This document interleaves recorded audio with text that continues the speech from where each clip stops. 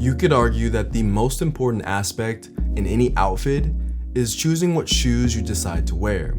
And of all of the items we have in our closet, our shoes are what we wear the most day to day, which means choosing the right pair of shoes is one of the most important decisions you can make. For today's video, I'm gonna talk about what I think are the most anticipated items of footwear for 2025. From what I've researched, this is going to be one of the most exciting years for footwear in a very, very long time. For those of you who don't know me, my name is Drew. What it do? It's nice to meet you.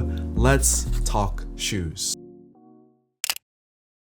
The world of sneakers has changed gradually over the course of the 2020s. But in 2025, it's undeniable that people still love and wear sneakers all the time. And as I said in 2024, there's a strong argument to be made that the most popular sneaker silhouette for last year and for this year is going to be the low to the ground, low profile sneaker look. These style of shoes have been and will continue to be some of the most sought after items of footwear on the market when we're talking about sneakers. From the Puma Speedcat to the Aloha's TB490s. According to my radar, these shoes started gaining momentum in 2023, and I see no sign of that momentum slowing down or stopping through 2025. Other noteworthy models that I think you should know about are the Adidas Japan, Loewe's Flow Retro, the Adidas Taekwondo, as well as the Puma Monstros. If I had to guess, we're probably still going to see a lot of Adidas Sambas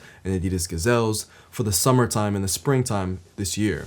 But what'll be different about this year, maybe compared to others, we'll see, is that I don't think that these models, the Gazelle, the Samba, will be as sought after as some of these other alternatives that are now popping up left and right from other brands. Personally, I love the way that these vintage inspired sneakers look.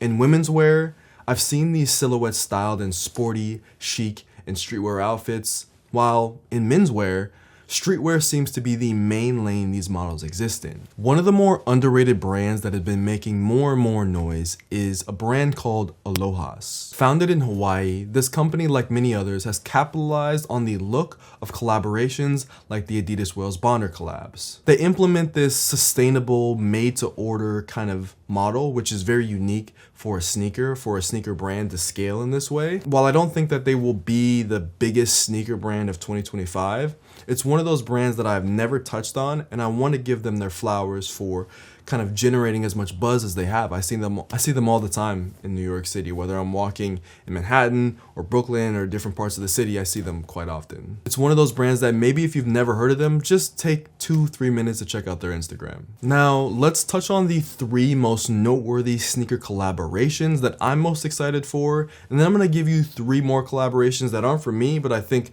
are really important for 2025. BMX athlete Nigel Sylvester and Jordan Brand have come together once again to release the Brick by Brick Jordan 4. This sneaker is one of the most exciting sneakers of the year in my opinion. And it's not because that they're totally revolutionizing the Jordan 4 or anything like that. It has more to do with what this sneaker symbolizes for sneaker culture and how the brand and Jordan Brand and how the creative and Nigel Sylvester are doing the marketing rollout for this shoe. I would say that this sneaker has had some of the best marketing and storytelling of any sneaker in the last 5 years. The popularity of Jordans has ebbed and flowed within the 2020s, and it will continue to ebb and flow. I wouldn't say that Jordans are necessarily like what low profile sneakers are to the wider audience, but for the people who really care about Jordans and sneakers and who are kind of OG sneakerheads, this is going to be one of the best releases of the year. Next, Adidas is collaborating with a brand called Song for the Mute. The sneakers that have garnered the most attention are the Country of sneakers, as well as the Adidas Taekwondo options. Don't get it twisted, these shoes are not going to end up on Sneaker of the Year lists. They won't have the same cultural impact as Wales Bonner and Adidas did, or Yeezy and Adidas did. But I think that these shoes signify something really interesting that's taking place at Adidas. There's a wide range of products that come out from the brand, and Adidas's and New Balance's and Jordan's, all of the big kind of sneaker companies, Puma, their ability to tap small, up-and-coming, kind of very niche community brands with collaborations and allow them to kind of decorate the shoes in really unique ways has proven to be really successful. And I think this is the way culture is moving. You know, you can't have a brand that feels too big. And for this collab with Adidas and Song for the Mute, I think what they're doing, which is really special, is they're tapping a brand that is creating something that is for their community, but that speaks to people who recognize, hey, the status isn't just in the big Travis Scott or big name collabs. There's also a lot of value in working with people who are creating things out of love and with intention. And these shoes fall right in line with the current status of sneaker trends, that low profile, low to the ground look. Another sneaker collab that's super exciting that's coming out later this year is the next rendition of the Nike Cortez collabs. While what's interesting is that low profile sneakers have undeniably been some of the most popular silhouettes in the sneaker world over the last 2 years or so, there has also been this interest in Nike Shox and Nike Air Max sneakers. And this collaboration is the spearhead for that interest, especially in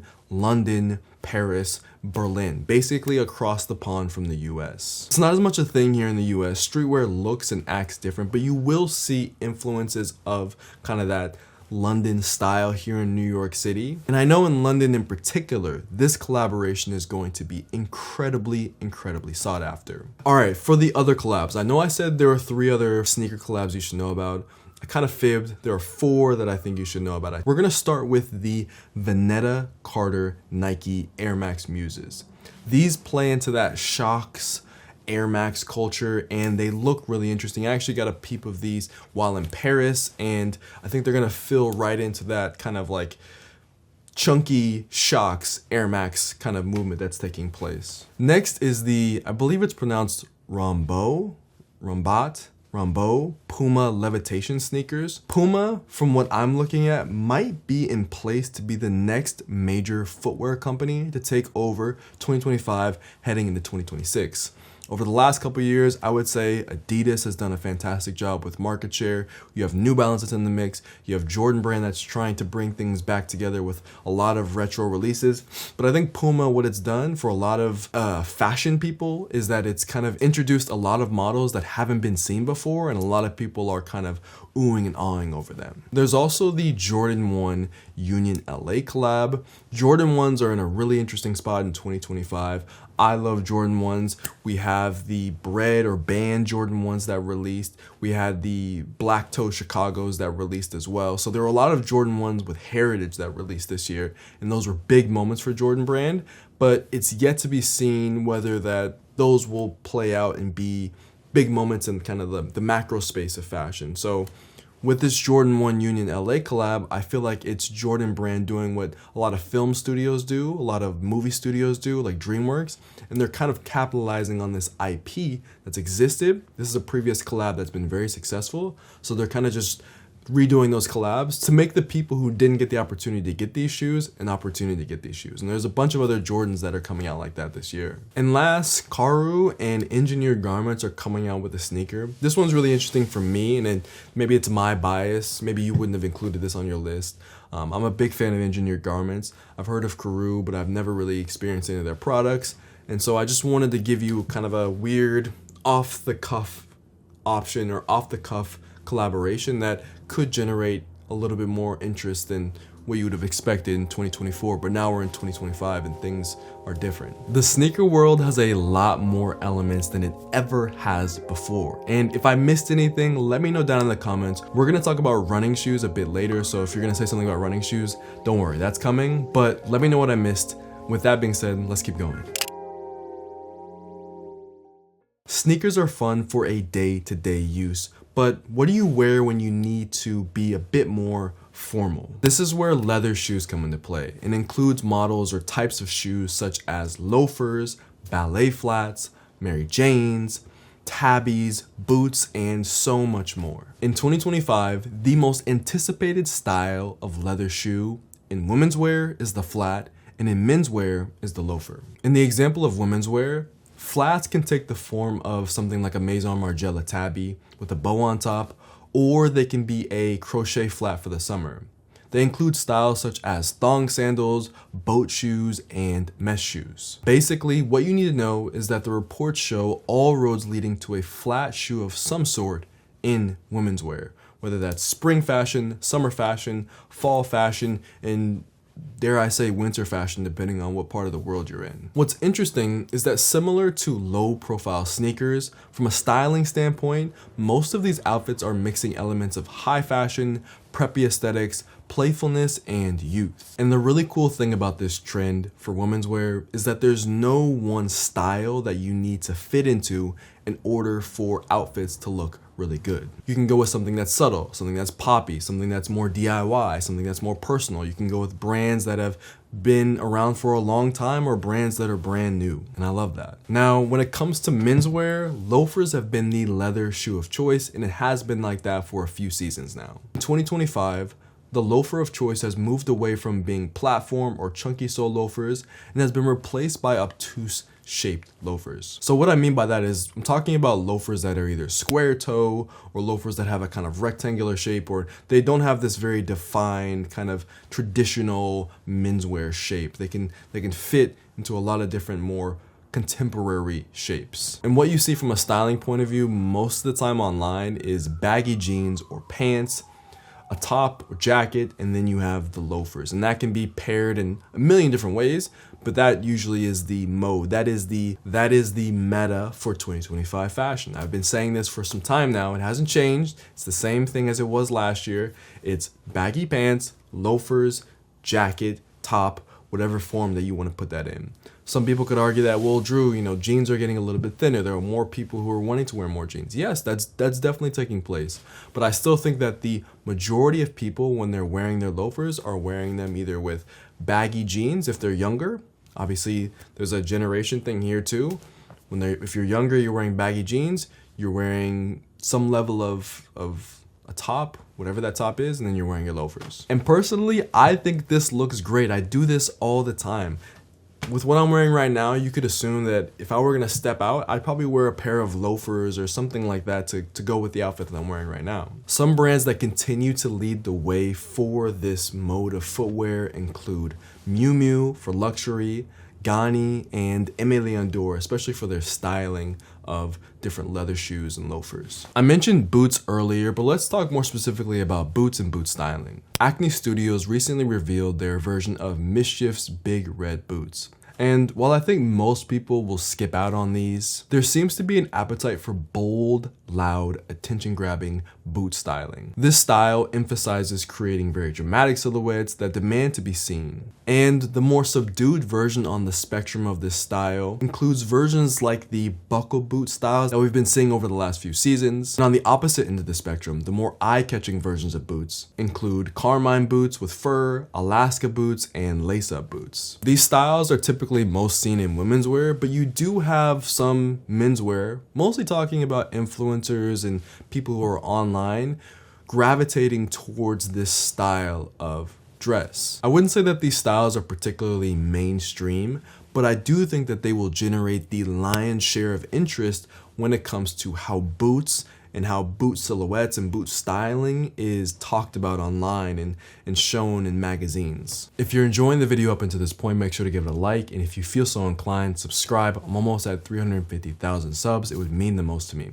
Let's keep going. If there are two lifestyle elements that have had the biggest impact on the footwear world, they would have to be hiking and running. And the funny thing is, hiking shoes and running shoes are no longer just for hikers and runners. They are the shoes being worn on the streets of Tokyo as well as the runways of Paris.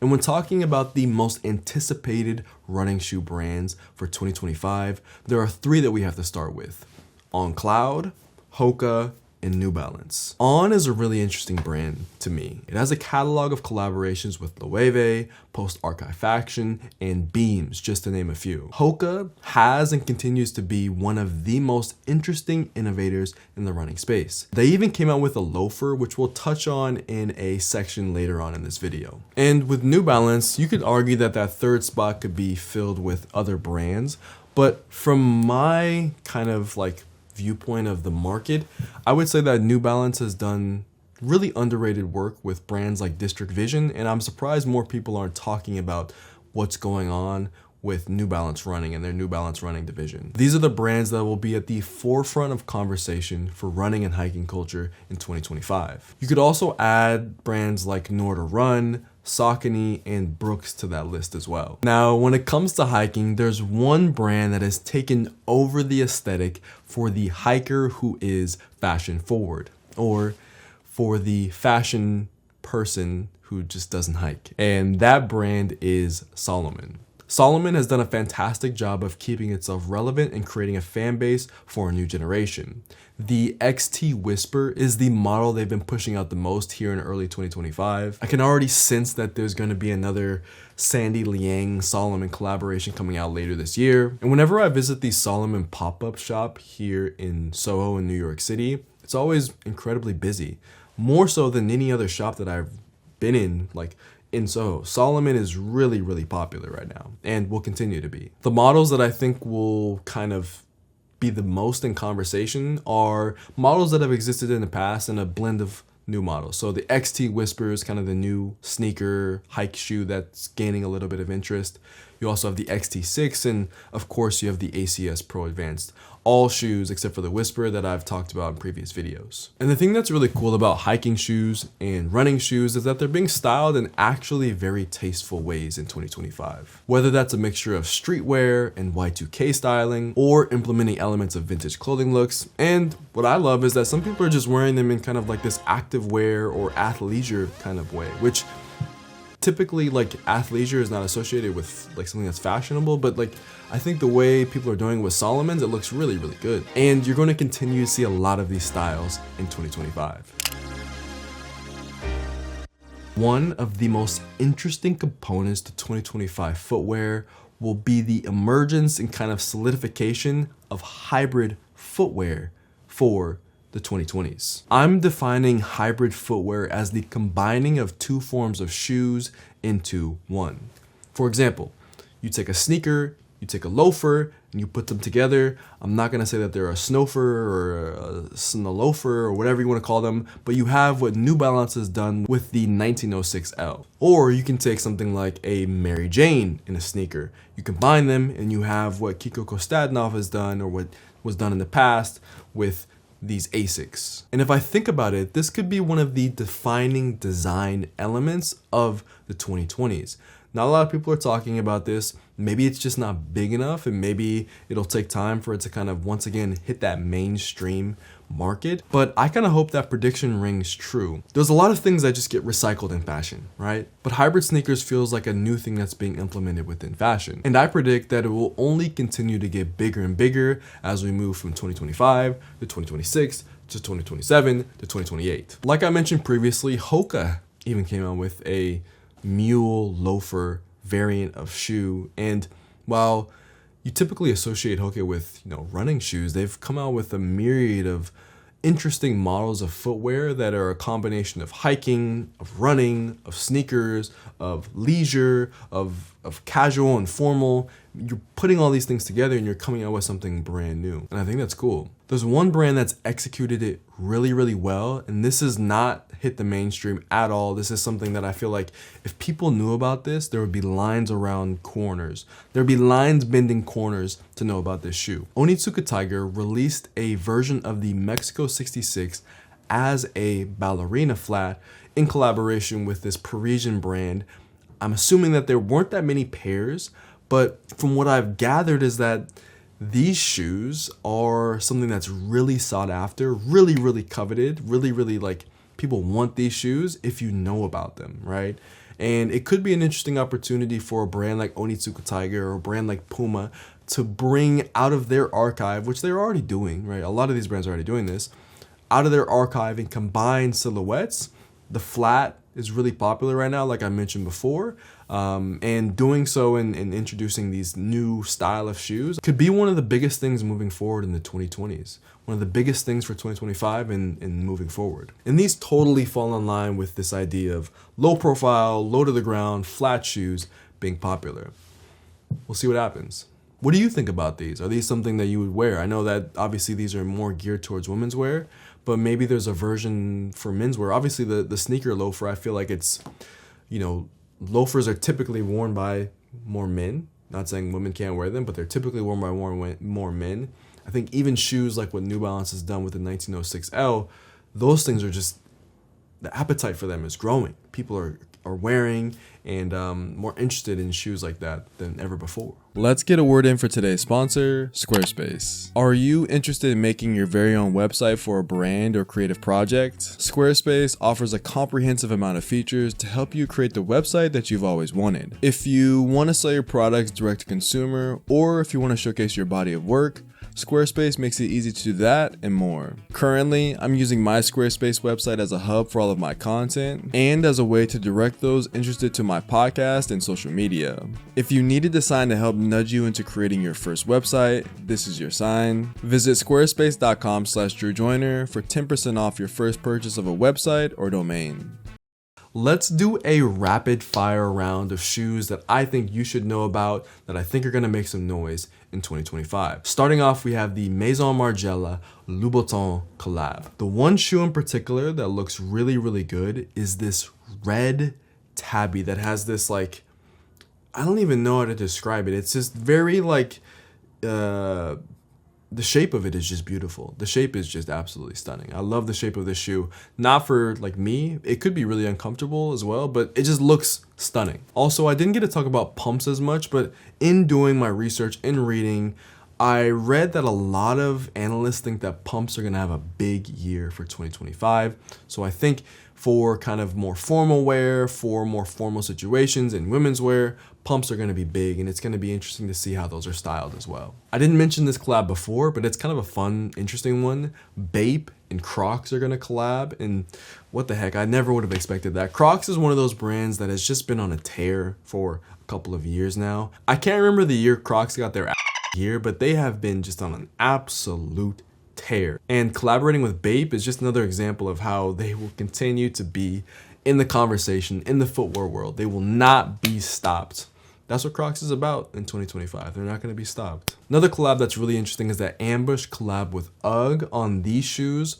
They are fun and they have that bold element, that bold boot element that I'm talking about. Something that catches your eye, that catches your attention. These fall right in line with that. It is the year of the snake, and I can't not talk about a couple of animal print, snake skin elements, snake themed elements that will be prominent this year. I feel like Year of the Snake has so much more kind of commercial impact on the world, because whether you like or don't like snakes, snakes are used oftentimes in culture as clothing for one, but also they have a connotation for a lot of people. Like the animal is like something that people think about a lot. With that being said, I think there will be a lot of snake prints actually, and we've already been seeing a bunch of snake prints. Whether that's from Aloha's, they have a snake print kind of Samba looking shoe, or whether that's on belts, or whether that's pants that are leopard print, which is not snake, but we're talking about animal prints. These things will emerge and will continue to be really prominent and anticipated and trendy in 2025. That also includes what Nike is doing with Kobe's. So one of the coolest Kobe's I think are coming out are the What the Kobe 8s, the Protro. These were a pair of shoes that as a kid I wanted these so bad, and if anyone from Nike is listening, like these are like, I've always wanted these shoes, and I need to get out and hoop more. The audience wants to see more hoop content, so I need a nice pair of Kobe 8s to do that, and that's all I'm gonna say. It's a bit forward, but you gotta put it out there in the universe. You never know. There's one more trend that I'm seeing that hasn't been talked about a lot, and it is double lacing or DIYing your shoes. The collab I saw do this best commercially was Miu Miu and New Balance, but now it's a subtle style cue that is popping up more and more. All right, I think that's all I have for 2025. I know I'm gonna miss something. I know that there's gonna be something that comes out that hasn't been talked about or hasn't been reported on. And if that happens and you're watching this video, well, that's the privilege of being in the future and knowing things that I don't. If I did miss that or anything else, if I missed anything else at all in this video that you think is gonna be very trendy or very big in 2025, Write it down in the comments. Let's have a big conversation about it down in the comment section. I want this to be a community feel. I want us to go back and forth in a very positive manner. So write that down. As always, I'm spreading peace, love, and positivity in 2025. So that means I'm spreading peace, love, and positivity to you and anyone who's alive. Wherever you are in the world, have a wonderful rest of your day. Abianto. Peace. Yo, what is good post vid? Hopefully you're having a good day today. Here to fist bumps for the one time. Focus on that camera. Bop. Thank you so much for staying to the end of the video. Let's get another one in. Bop. I appreciate you so much for staying to the end of the video. I know I wasn't around the last couple PVVs, but I'm back. I'm back, baby. We back. We back on the grind, okay? I want to ask the PVV one question only. We're going to stick to one question, one song only, okay? For the PVV, sorry, let me calm down. For the PVV, hashtag PVV when you answer, what was your most worn shoe of 2024? For me, I have two options, or two answers. I have the GH Bass suede lug sole penny loafers that I wore all the time. And then I have I don't know if you guys remember, I was in Japan a little bit, and I picked up a pair of Danner Cascade Range 4s. Those two shoes have been the most worn pair of shoes for me. So loafers and kind of like a hiking shoe. That's what I got. Let me know what your answer down in the comment is. Hashtag PVV when you answer. We'll see you guys in the next video. Hopefully it's very, very soon. I think I'm going to do a jacket collection video before it gets too warm. And then I'll do like a, what's it called? The spring outfits video for you guys coming up soon, okay? Sounds good? Okay, sounds good. Peace. Bye.